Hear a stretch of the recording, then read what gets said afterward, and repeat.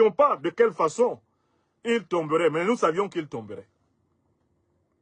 Ayant refusé de tomber par la voie des urnes, eh bien, il est tombé par la voie par laquelle lui-même se maintenait au pouvoir, contre la volonté de notre peuple.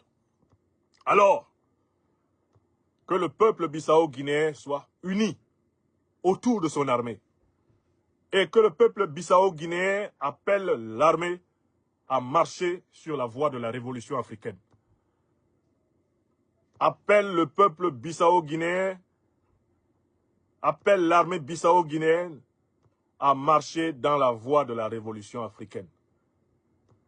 Vous avez une chance inouïe, une occasion inespérée de redresser le cours de l'histoire de notre terre africaine de Bissau.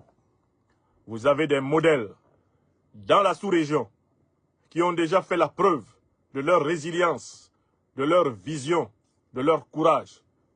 Il faut et il suffit de vous unir à vos frères combattants du Sahel pour que un jour nouveau et durable se lève sur la Guinée-Bissau et que les événements de ce 26 novembre appartiennent désormais à l'histoire glorieuse du peuple africain. Si vous êtes des révolutionnaires panafricanistes, si c'est vous qui aujourd'hui tenez le pouvoir en Guinée-Bissau, soyez bénis. Si vous ne l'êtes pas, renoncez au pouvoir. Laissez le pouvoir à la révolution panafricaine. Laissez le pouvoir aux véritables héritiers d'Amilcar Cabral.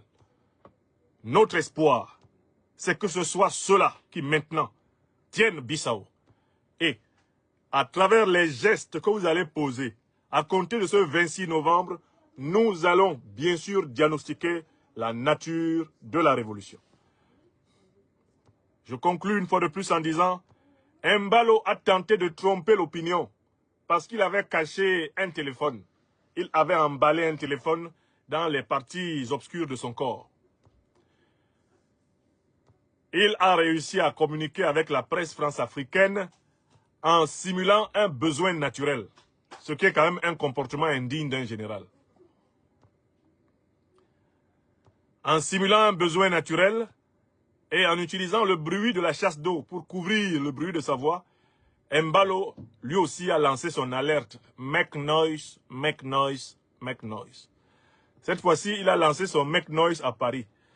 Mais il aurait dû se renseigner auprès de Mohamed Bazoum, le gentard de Niamey qui a fait boum. Quand Paris ne maîtrise pas un coup d'État, Paris n'est pas capable de changer la direction.